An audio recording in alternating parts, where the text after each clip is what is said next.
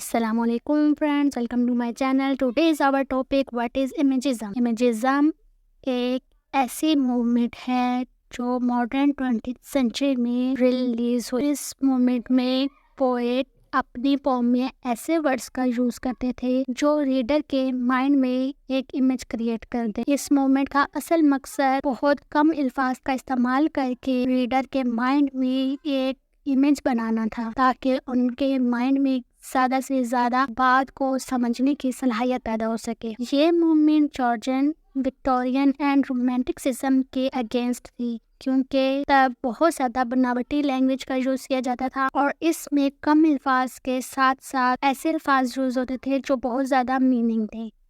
एक ही लफ्ज काफ़ी ज़्यादा अपने मीनिंग दे रहा हो। इस मूवमेंट में अननेसेसरी मीटर और राइम वगैरह का बिल्कुल भी इस्तेमाल नहीं किया जाता था और कहा जाता है कि इज़रा पोंड फर्स्ट इमेजेस पोएट थे और इनकी सबसे ज़्यादा इमेजेस पर बेस करने वाली poem the station of metro है। ये इज़रा पोंड की एक इमेजेस पोम है जो 1913 में लिटरेरी मैगजीन पोइट्री में पब्लिश हो। टाइटल को मिला के ये तकरीबन 20 वर्ड्स की एक पोम है और अगर टाइटल को निकाल दिया जाए तो इसके तकरीबन 14 वर्ड्स बनते हैं। इसमें किसी किस्म के कोई राइम स्कीम यूज नहीं हुई। ये बिल्कुल वर्बलेस पोम है और कहा जाता है कि ये फर्स्ट हाइको पोम है। हाइको ऐसी पोम्स होती हैं जो बहुत शॉर्ट हो। तो चलिए हम अपनी पोम की स्टैंजा की तरफ चलते हैं। In a station of the metro the apparition of the species in the crowd petals on a wet black bowl. जैसा कि पोम के टाइटल से ही हमें अंदाज़ा हो रहा है कि पोएट एक मेट्रो स्टेशन पर खड़ा है और वो लोगों का हजूम देख रहा है और लोगों के फेसेस, उनके एटीट्यूड को ऑब्जर्व कर रहा है। The apparition of this faces in the crowd. Poet देख रहा है कि लोग अपनी लाइफ में बहुत बिजी हैं।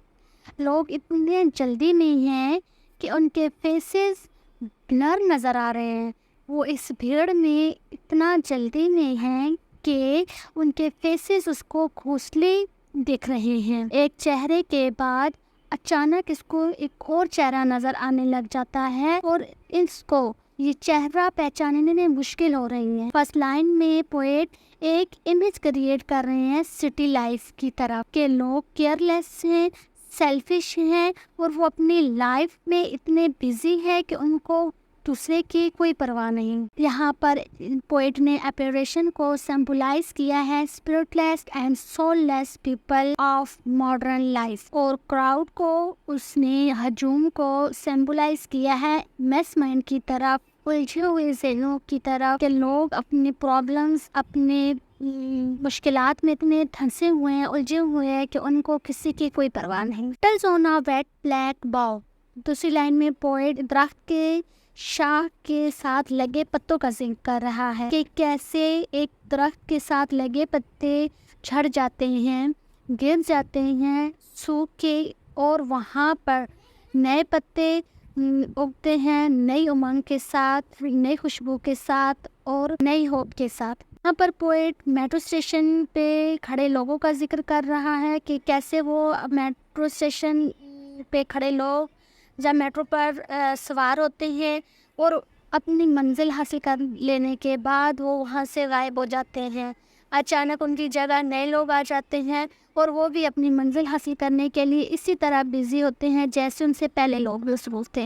इसको पोएट ने पीपल के साथ कंपेयर किया है कि जैसे दरख्त के साथ लगे पत्ते गिरते हैं, सूख कर गिर जाते हैं और वहाँ पर नए पत्ते उगते हैं, इसी तरह लोग भी हमसे दूर हो जाते हैं और वहाँ पर नए लोग आ जाते हैं। और वेट ब्लैक बाउ को पोएट ने पोल्यूशन, प्रॉब्लम्स और बिजीनेस के साथ कंपेयर किया है कि जैसे पोल्यूशन की वजह से या प्रॉब्लम्स की वजह से या मौसम में तब्दीली की वजह से दरख्त के लगे पत्ते झड़ जाते हैं और एक बारिश होने के बाद वहाँ पर एक नए पत्ते उगते हैं। इसी तरह कुछ लोग भी अपनी लाइफ में इतने बिजी होते हैं कि वो इसी बिजीनेस के وجہ سے ہم سے دور ہو جاتے ہیں، اور پھر ان کی جگہ نئے لوگ آ جاتے ہیں، اور وہ بھی پہلے لوگوں کی طرح اپنی لائف میں اسی طرح بزی ہوتے ہیں، اور وہ بھی ہم سے ایسے ہی کھو جاتے ہیں جیسے ہم سے پہلے لوگوں کو ہم نے کھویا۔